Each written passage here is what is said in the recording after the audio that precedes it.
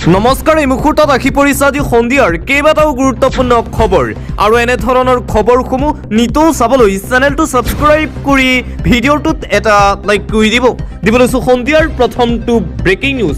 গৌৰৱ গগৈয়ে এইবাৰ হুংকাৰ প্ৰদান কৰিছে, আমাৰ চৰকাৰ অহাৰ পাছতেই এনেকুৱা এখন কাৰা আইন আনিম, সাম্প্ৰদায়িক কথা বতৰা কোৱা ৰাজনৈতিক নেতাক 5 বছৰলৈ জেলত থম।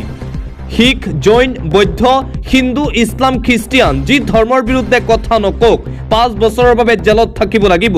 হিন্দু মুছলমানৰ ৰাজনীতি অসমত চলিব দিয়া নহ'ব। যিসকল ৰাজনৈতিক নেতাই ধৰ্মৰ নামত ৰাজনীতি কৰে, কোনো ধৰ্মক যদি অপমান কৰে তেনে ৰাজনৈতিক নেতাক 5 বছৰৰ বাবে জেলত থোৱা হ'ব। এইদৰে অসমত সাম্প্ৰদায়িক ৰাজনীতি কৰা নেতাসকলক সকিয়নি প্ৰদান কৰিছে প্ৰদেশ কংগ্ৰেছৰ সভাপতি গৌৰৱ গগৈয়ে। কংগ্ৰেছে চৰকাৰ গঠন কৰিলেই এই আইন আনিব বুলি ইতিমধ্যেই ঘোষণা কৰিছে প্ৰদেশ কংগ্ৰেছৰ সভাপতি গৌৰৱ গগৈয়ে। দিবলৈছোঁ আন এটা ব্ৰেকিং নিউজ। হত্যা হোৱা নাছিল জুবিন গাৰ্গৰ, কৰ্ণাছ কোৰ্টৰ চূড়ান্ত ৰায়। আজি ছিংগাপুৰত অনুষ্ঠিত হৈছিল জুবিন হত্যাকাণ্ডক লৈ গুৰুত্বপূৰ্ণ শুনানি আৰু জুবিন মৃত্যুৰ এই শুনানিত আজি ছিংগাপুৰৰ কোৰ্টে চূড়ান্ত ৰায় প্ৰদান কৰে। তাৰ পিছতেই পুনৰবাৰ আৰম্ভ হৈছে বিতৰ্ক। জুবিন গাৰ্গক হত্যা কৰা হোৱা নাছিল, সকলোৰে হিয়াৰ আমুঠু জুবিন গাৰ্গ। ছিংগাপুৰৰ কৰ্ণাছ কোৰ্টে প্ৰদান কৰিলে এই চূড়ান্ত ৰায়। দুৰ্ঘটনাবশতঃ পানীত ডুবি মৃত্যু হৈছিল হিয়াৰ আমুঠু জুবিন গাৰ্গৰ। কৰ্ণাছ কোৰ্টে নস্যাৎ কৰিলে হত্যাৰ অভিযোগ। ন্যায়াধীশ আদাম নাখোডা বিচাৰপীঠৰ এই গুৰুত্বপূৰ্ণ ৰায়। ছিংগাপুৰ আৰক্ষীৰ তদন্তৰ সৈতে সহমতত উপনীত হৈছে বিচাৰপীঠ। কেইবাটাও শুনানিৰ অন্তত কৰ্ণাছ আদালতত আজি চূড়ান্ত ৰায়। পানীত ডুবিহে মৃত্যু হৈছিল বুলি ৰায় দিছে আদালতে। হত্যা হোৱা নাছিল মৰমৰ জুবিনদাৰ আৰু জুবিন গাৰ্গৰ সেই মৃত্যুৰ পিছতেই আজি ছিংগাপুৰৰ আদালতত জুবিন মৃত্যুক লৈ চূড়ান্ত ৰায় প্ৰদান কৰা হৈছে আৰু এই ৰায়ৰ পিছতে এতিয়া প্ৰশ্ন উত্থাপন হৈছে, বাচি যাব নেকি জুবিন মৃত্যুৰে জড়িত অভিযুক্তসকল। আন এটা গুৰুত্বপূৰ্ণ খবৰ, গণতন্ত্ৰৰ চতুৰ্থ স্তম্ভক আক্ৰমণ। এবাৰ প্ৰতিদিন কাকত জ্বলাই দিলে দুষ্কৃতিকাৰীয়ে। শিৱসাগৰৰ কাৱৈমাৰীত ভয়ংকৰ ঘটনা সংঘটিত হৈছে। গণতন্ত্ৰৰ চতুৰ্থ স্তম্ভক আক্ৰমণ বিতৰ্কিত নেতাৰ। শিৱসাগৰৰ কাৱৈমাৰীত জ্বলাই দিয়া হ'ল প্ৰতিদিন কাকতৰ বাতৰি কাকত। গাড়ী ৰখাই কাকত জব্দ কৰি দুৰ্বৃত্তই জ্বলালে অসমীয়া প্ৰতিদিনৰ কাকত। ঘটনাৰ লগত শিৱসাগৰৰ বিতৰ্কিত বিজেপি প্ৰাৰ্থী জড়িত হোৱা বুলি সন্দেহ। কুশল দুৱৰীৰ বিৰুদ্ধে বাতৰি কৰাৰ বাবে এনে আক্ৰমণ। ইফালে ঘটনা সন্দৰ্ভত কুশল দুৱৰীক সকিয়নি ৰাইজৰ দলৰ ফালৰ পৰা। প্ৰয়োজন হ'লে যুদ্ধ হ'ব, কিন্তু অসমীয়াৰ ওপৰত অত্যাচাৰ সহ্য কৰা নহ'ব বুলি সকিয়নি প্ৰদান কৰা হৈছে। আৰু আনপিনে এই ঘটনাক তীব্ৰ নিন্দা কৰিছে গৌৰৱ গগৈয়ে। আজি গণতন্ত্ৰৰ চতুৰ্থ স্তম্ভৰ ওপৰত বিজেপিৰ গুণ্ডাবাহিনীয়ে কৰা আক্ৰমণক গৰিহণা দিছোঁ। শিৱসাগৰত বিৰোধীৰ মিত্ৰতা সম্পূৰ্ণ হৈ যোৱাৰ পাছত মুখ্যমন্ত্ৰীৰ ৰাজনৈতিক অংকত খেলিমেলি লাগিছে। তাৰ বিভিন্ন প্ৰমাণ আমি পাইছোঁ। তেওঁলোকে কাক ভাবুকি দিব বিচাৰিছে। শিৱসাগৰত অসমীয়া প্ৰতিদিন কাকত জ্বলোৱা সন্দৰ্ভত এইদৰে তীব্ৰ প্ৰতিক্ৰিয়া প্ৰকাশ কৰিছে প্ৰদেশ কংগ্ৰেছৰ সভাপতি গৌৰৱ গগৈয়ে। আৰু আনপিনে এই ঘটনাক লৈ প্ৰতিক্ৰিয়া প্ৰকাশ কৰিছে শিৱসাগৰৰ বিধায়ক অখিল গগৈয়ে। স্পষ্ট কথা, জুই দি কাগজ পুৰিব পাৰি, কিন্তু সত্যক পুৰি চাই কৰিব নোৱাৰি। গণতন্ত্ৰক জনতাই শেষ কথা কয় আৰু শিৱসাগৰ জিলাত সংঘটিত আজিৰ এই জুইৰ শিখাই অনাগত দিনত এই অপশক্তিৰ বিৰুদ্ধে জনগণৰ সৃষ্টি কৰিব। এইদৰে অসমীয়া প্ৰতিদিনৰ বাতৰি কাকত জ্বলাই দিয়া ঘটনা সন্দৰ্ভত তীব্ৰ প্ৰতিক্ৰিয়া প্ৰকাশ কৰিছে শিৱসাগৰ সমষ্টিৰ বিধায়ক তথা ৰাইজৰ দলৰ সভাপতি অখিল গগৈয়ে। আৰু এই ঘটনা সন্দৰ্ভত মুখ্যমন্ত্ৰী হিমন্ত বিশ্ব শৰ্মায়ো কৰিছে মন্তব্য। সাংবাদিকে প্ৰশ্ন কৰিছিল, শিৱসাগৰত অসমীয়া প্ৰতিদিন জ্বলাই দিয়া হৈছে। মুখ্যমন্ত্ৰী হিমন্ত বিশ্ব শৰ্মাই উত্তৰ দিছে, মই নাজানো এইবোৰ, মই ইলেকশ্যনৰ চিন্তাত আছোঁ। এজনেই মানুহটো শিৱসাগৰৰ বাতৰি কাকত দখনৰ বিষয়ে সাংবাদিকক একো নাজানে বুলি ক'লে মুখ্যমন্ত্ৰী হিমন্ত বিশ্ব শৰ্মাই। শিৱসাগৰৰ বাতৰি কাকত জ্বলাই দিয়াৰ ঘটনা সন্দৰ্ভত জ্ঞাত নহয় মুখ্যমন্ত্ৰী ডক্টৰ হিমন্ত বিশ্ব শৰ্মা। আৰু শিৱসাগৰত এই ঘটনাক লৈ প্ৰতিক্ৰিয়া প্ৰকাশ কৰিছে বিজেপি প্ৰদ্যুৎ বৰদলৈ। সংবাদ মাধ্যমক কৰা আক্ৰমণ কোনো কাম মই পচন্দ নকৰোঁ। এনে কাম মই সমৰ্থনো নকৰোঁ। শিৱসাগৰত অসমীয়া প্ৰতিদিনৰ বাতৰি কাকত জ্বলাই দিয়াৰ ঘটনা সন্দৰ্ভত এইদৰে নিজৰ প্ৰতিক্ৰিয়া প্ৰকাশ কৰিছে সদ্য পদত্যাগী কংগ্ৰেছ নেতা তথা বিজেপি প্ৰদ্যুৎ বৰদলৈয়ে।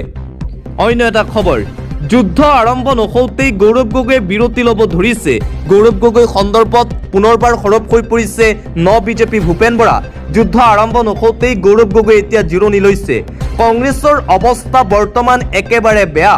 যুদ্ধলৈ ভয় কৰিছে কংগ্ৰেছ আৰু গৌৰৱ গগৈয়ে। মানুহৰ এতিয়া কেৱল কামৰ লগতহে মতলব আৰু অন্য একো নালাগে। যুদ্ধক্ষেত্ৰৰ পৰা ছত্ৰভংগ দিছে কংগ্ৰেছ দলে। অসমৰ পৰৱৰ্তী মুখ্যমন্ত্ৰী হিমন্ত বিশ্ব শৰ্মাই হ'ব। অহা 5 বছৰত 4 গুণ অধিক কাম হ'ব অসমত। বিহপুৰীয়াত মোৰ জয় নিশ্চিত বুলিও ঘোষণা কৰিছে ভূপেন কুমাৰ বৰাই। নিৰ্বাচনী প্ৰচাৰ চলাই এইদৰে ভূপেন বৰাই মন্তব্য কৰিছে। কংগ্ৰেছ দল আৰু গৌৰৱ গগৈ সন্দৰ্ভত পুনৰবাৰ আক্ৰমণাত্মক ৰূপত দেখিবলৈ পোৱা গ'ল বিজেপি ভূপেন কুমাৰ বৰাক। পুনৰবাৰ অসমৰ মুখ্যমন্ত্ৰী ৰূপে হিমন্ত বিশ্ব শৰ্মাই শপত ল'ব বুলি ঘোষণা কৰিছে ভূপেন বৰাই। পৰৱৰ্তী খবৰ, মানুহে পৰিৱৰ্তন নহয় পৰিত্ৰাণহে বিচাৰিছে। শক্তি বৃদ্ধি হৈছে অসম জাতীয় পৰিষদৰ লুৰিণজ্যোতি গগৈৰ। লুৰিণজ্যোতি গগৈয়ে এইবাৰ নিজৰ শক্তি প্ৰদৰ্শন কৰিছে। 26ৰ নিৰ্বাচনক লৈ এতিয়া প্ৰস্তুত লুৰিণজ্যোতি। মানুহে পৰিৱৰ্তন নহয় এইবাৰ পৰিত্ৰাণহে বিচাৰিছে। অসমত পুনৰ প্ৰতিষ্ঠা হ'ব প্ৰকৃত জাতীয়তাবাদ। পূৰ্বৰ আঞ্চলিক দলবোৰে বহুত প্ৰতাৰণা কৰিলে অসমৰ ৰাইজৰ লগত। হিতাধিকাৰী আঁচনিয়েই এইবাৰ কাম নিদিয়ে বিজেপিক। হিতাধিকাৰীৰ আঁচনিৰ পইচা ৰাইজৰে পইচা। আমাৰ পইচা আমাকে দি আছে হিমন্ত বিশ্ব শৰ্মাৰ বিজেপি চৰকাৰে, কিন্তু নাৰীক ব্যৱহাৰ কৰি আছে ভাৰতীয় জনতা পাৰ্টীয়ে। বেলেগ বেলেগ ৰঙৰ শাৰী পিন্ধাই নাৰীক অত্যাচাৰ কৰিছে বিজেপিয়ে। মিটিঙলৈ যাব লাগিব নহ'লে নাম কাটি দিব, এনেকৈ ভাবুকি দিয়ে ভাৰতীয় জনতা পাৰ্টীয়ে মহিলাসকলক। হিতাধিকাৰীক ভয় ভাবুকি দেখুৱালে নহ'ব। এইবাৰ ভোট যুদ্ধ হ'বই। জনতাই দেখুৱাব জনতাৰ শক্তি। গাঁৱৰ দৰিদ্ৰ মানুহ ধনী হ'ব লাগিব অসমত। কৃষকে কৃষকৰ প্ৰাপ্য পাবই লাগিব। এইদৰে হিমন্ত বিশ্ব শৰ্মা আৰু বিজেপি চৰকাৰৰ বিৰুদ্ধে গৰ্জন খোৱাঙৰ বিৰোধী প্ৰাৰ্থী লুৰিণজ্যোতি গগৈৰ। পৰৱৰ্তী খবৰ, ৰাজ চক্ৰৱৰ্তী যুগ পুনৰ মুখ্যমন্ত্ৰী হ'ব হিমন্ত বিশ্ব শৰ্মা। এইবাৰ জ্যোতিষীয়ে মুখ্যমন্ত্ৰী হিমন্ত বিশ্ব শৰ্মাক লৈ কৰিছে ভৱিষ্যতবাণী। পুনৰবাৰ অসমৰ মুখ্যমন্ত্ৰী হ'ব হিমন্ত বিশ্ব শৰ্মা। কথা কওঁতে সাৱধান হওক হিমন্ত বিশ্ব শৰ্মা, অন্যথা বিপদত পৰিব পাৰে মুখ্যমন্ত্ৰী হিমন্ত বিশ্ব শৰ্মা। ৰাজ্যত পুনৰ বিজেপি মিত্ৰজোঁটে চৰকাৰ গঠন কৰিব। তৃতীয়বাৰৰ বাবে চৰকাৰ গঠন কৰিব ভাৰতীয় জনতা পাৰ্টীয়ে। কৰ্মস্থানত বৃহস্পতি আছে হিমন্ত বিশ্ব শৰ্মাৰ। কৰ্মস্থানত বৃহস্পতি থাকিলে ৰাজ চক্ৰৱৰ্তী যুগ অটুট থাকে। ৰাজ চক্ৰৱৰ্তী যুগ আটাইতকৈ শক্তিশালী যুগ। মুখ্যমন্ত্ৰীৰ চকীখন হৈছে ৰাজ চক্ৰৱৰ্তী যুগ। 5 মে'ৰ পাছত দুৰ্দান্ত ৰূপত ৰাজ্য চলাব মুখ্যমন্ত্ৰী হিমন্ত বিশ্ব শৰ্মাই। অসম আৰু ভাৰতত ইতিহাস ৰচিব হিমন্ত বিশ্ব শৰ্মাই। 21ৰ নিৰ্বাচনতকৈ কিছু কম আসন পাব বিজেপিয়ে, কিন্তু বিজেপিয়ে পুনৰ চৰকাৰ গঠন কৰাটো নিশ্চিত। ভৱিষ্যতবাণী জ্যোতিষীৰ। এটা গুৰুত্বপূৰ্ণ খবৰ, এটা জৰুৰী খবৰ। ভয়াৱহ ইন্ধন সংকটৰ দিশে অসম। কিমান দিনৰ ইন্ধন মজুত আছে? যুদ্ধৰ এতিয়া ব্যাপক প্ৰভাৱ পৰিছে সমগ্ৰ ভাৰততেই। দেশত আহি আছে নেকি ইন্ধনৰ ভয়ংকৰ সংকট? কেতবোৰ দৃশ্যই চকু কপালত তুলিব আপোনাৰ। ভয়াৱহ ইন্ধন সংকটৰ দিশে এইবাৰ অসম।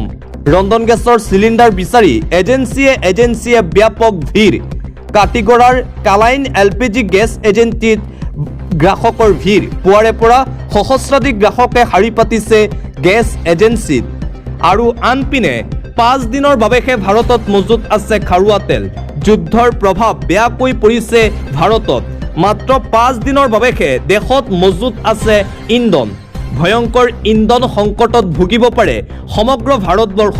যুদ্ধকালীন পৰিস্থিতিৰ মোকাবিলাৰ বাবে আজি সৰ্বদলীয় বৈঠকৰ আয়োজন।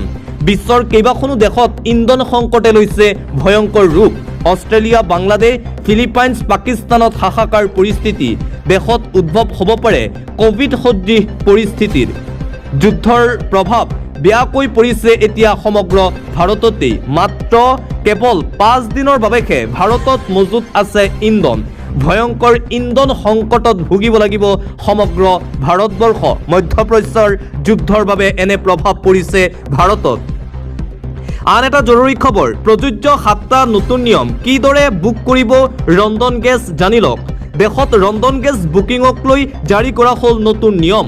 ৰন্ধন গেছ চিলিণ্ডাৰ নাটনিৰ মাজতেই বৃহৎ নিৰ্দেশনা। কি প্ৰক্ৰিয়াৰে আপুনি বুক কৰিব গেছ চিলিণ্ডাৰ জানি লওক।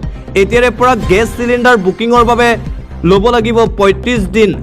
এটা বুকিঙৰ পৰা আনটো বুকিঙলৈ 35 দিন ৱেইট কৰিব লাগিব। প্ৰধানমন্ত্ৰীৰ উজ্জ্বলা আঁচনিৰ হিতাধিকাৰীয়ে ৰ'ব লাগিব 45 দিন।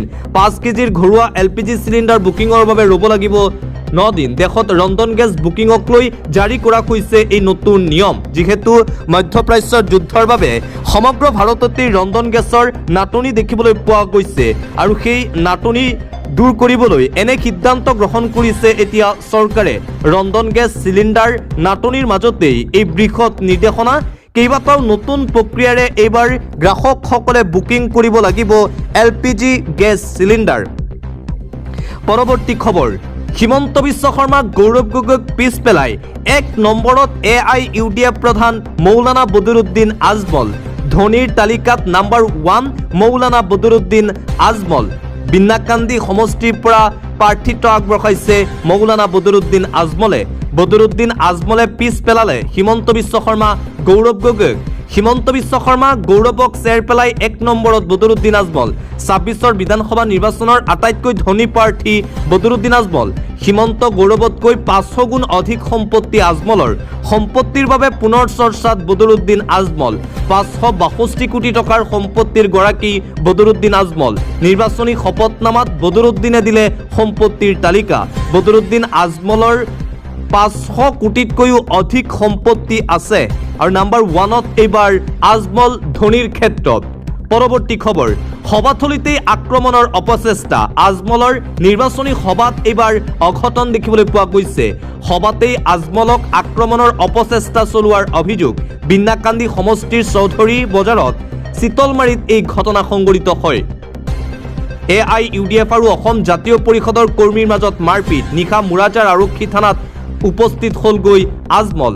AJP প্ৰাৰ্থী ৰেজাউল কৰিম চৰকাৰৰ বিৰুদ্ধে অভিযোগ। AJPৰ অভিযোগ প্ৰশ্ন কৰাৰ বাবে AIUDF কৰ্মীয়ে আক্ৰমণ। অচল হৈ থকা ষ্ট্ৰীট লাইটক লৈ প্ৰশ্ন কৰা হৈছিল। প্ৰশ্নকৰ্তাক প্ৰসাৰ কৰিবলৈ উদ্যত হৈছিল AIUDFৰ কৰ্মী। বদৰুদ্দিন আজমলৰ নিৰ্বাচনী সভাত উত্তপ্ত পৰিস্থিতিৰ সৃষ্টি হয়। নিৰ্বাচন কেন্দ্ৰিক হিংসাত্মক ঘটনা সংঘটিত হৈছে বিন্নাকান্দি সমষ্টিত। এফালে AIUDF প্ৰধান মৌলানা বদৰুদ্দিন আজমলে বিন্নাকান্দি সমষ্টিৰ পৰা প্ৰাৰ্থিত্ব আগবঢ়াইছে আৰু আনফালে অসম জাতীয় পৰিষদৰ হৈ ৰেজাউল চৌধুৰীয়ে প্ৰাৰ্থিত্ব আগবঢ়াইছে আৰু এই দুয়ো পক্ষৰ মাজত মাৰপিটৰ ঘটনা। আন এটা গুৰুত্বপূৰ্ণ খবৰ, ৰাজ্যবাসীলৈ হিমন্ত বিশ্ব শৰ্মাৰ 8টাকৈ প্ৰতিশ্ৰুতি। ৰাজ্যবাসীলৈ পুনৰবাৰ 8টাকৈ বৃহৎ প্ৰতিশ্ৰুতি মুখ্যমন্ত্ৰী শৰ্মাৰ। নিৰ্বাচনৰ প্ৰাক মুহূৰ্তত ডাঙৰ ঘোষণা কৰিছে মুখ্যমন্ত্ৰীয়ে। মোৰ বাউণ্ডাৰী মাৰি ভাল নালাগে, একেবাৰে ছিক্সাৰ মাৰি দিওঁ। অহাবাৰ 2 লাখ ল'ৰা ছোৱালীক একেলগে চৰকাৰী চাকৰি প্ৰদান কৰা হ'ব। অহাবাৰ লাখ লাখ মহিলাক 25,000কৈ টকা দিয়া হ'ব। এইবাৰ দাইল চেনি নিমখৰ লগতে মিঠাতেল ফ্ৰী দিয়া হ'ব। এইবাৰ সকলো ল'ৰা ছোৱালীয়ে বিনামূলীয়াকৈ পঢ়া শুনা কৰিব পাৰিব। স্কুলৰ পৰা ইউনিভাৰ্চিটিলৈকে পঢ়ুৱাৰ দায়িত্ব আমি ল'ম। অসমৰ সকলো ল'ৰা ছোৱালীকেই চাইকেল দিয়া হ'ব বুলি প্ৰতিশ্ৰুতি প্ৰদান। সকলোকে ঘৰ।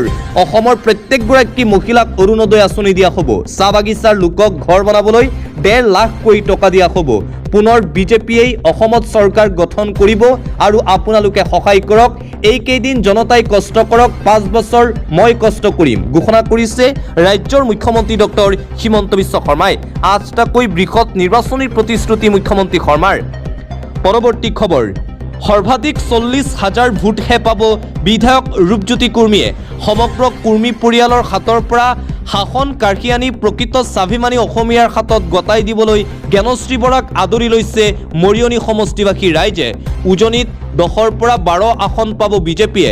ৰাইজৰ দলৰ সভাপতি অখিল গগৈয়ে আগন্তুক বিধানসভা নিৰ্বাচনক লৈ এই ভৱিষ্যতবাণী কৰিছে।